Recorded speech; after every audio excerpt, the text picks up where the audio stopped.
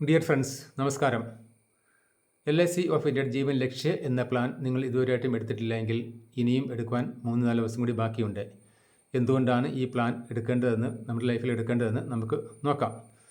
ഉദാഹരണത്തിൽ കാണിച്ചിരിക്കുന്ന 30 വയസ്സുള്ള ഒരു വ്യക്തി 25 ലക്ഷത്തിൻ്റെ പ്ലാൻ എടുക്കുന്നു എങ്കിൽ അദ്ദേഹത്തിന് 22 വർഷം പ്രീമിയം അടയ്ക്കേണ്ടതായിട്ടുണ്ട്. 22 വർഷം കൊണ്ട് 23,50,000 പ്രീമിയം വരുന്നുണ്ട്. ഇപ്പോഴത്തെ ബോണസ് റേറ്റും കാര്യങ്ങളൊക്കെ അനുസരിച്ച് നോക്കിയാൽ അപ്രോക്സിമേറ്റ് 65 lakhs rupees നമുക്ക് മച്യൂരിറ്റി വാല്യൂ കിട്ടുന്നു. നമ്മൾ ജീവിച്ചിരുന്നു, പ്രീമിയം അടച്ചു, നമുക്ക് മച്യൂരിറ്റി വാല്യൂ കിട്ടി. ഇൻ കേസ് നോർമൽ ഡെത്ത് സംഭവിച്ചെന്നാൽ പോളിസി അവിടെ ക്ലോസ് ആകുന്നില്ല, പ്രീമിയം മുന്നോട്ടടയ്ക്കേണ്ട ആവശ്യമില്ല.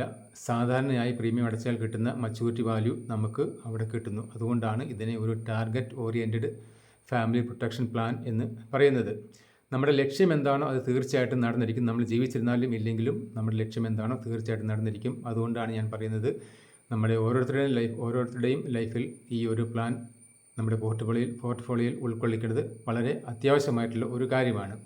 ഇനി നോർമൽ ഡെത്ത് സംഭവിച്ചാൽ മുന്നോട്ട് പ്രീമിയം അടയ്ക്കേണ്ട ആവശ്യം വരുന്നില്ല. അതിനോടൊപ്പം തന്നെ സം അഷ്വേർഡിൻ്റെ 10%, ഇവിടെ 25 ലക്ഷം ആയതുകൊണ്ട് 2.5 ലക്ഷം രൂപ വെച്ച് എല്ലാ വർഷവും പോളിസി കാലാവധി എത്ര ബാക്കിയുണ്ടോ അന്ന് വരെ നമുക്ക് കിട്ടുന്നതായിരിക്കും.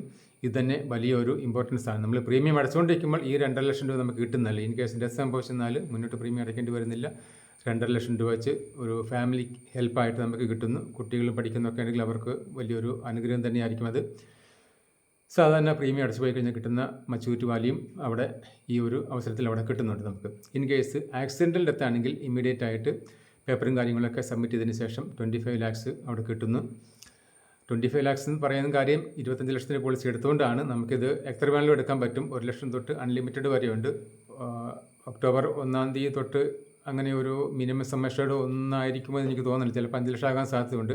എന്തൊക്കെ ചേഞ്ചസ് വരുമെന്ന് എനിക്കറിയാം, ഞാൻ പറയാൻ പറ്റത്തില്ല. പ്രീമിയത്തിൽ കൂടുതൽ വരാനുള്ള സാധ്യതയുണ്ട്. അങ്ങനെ പല അതൊക്കെ വിട്ടുകളാം. ഇതിൻ്റെ ഇമ്പോർട്ടൻസ് മാത്രമേ ഞാൻ പറയുന്നുള്ളൂ.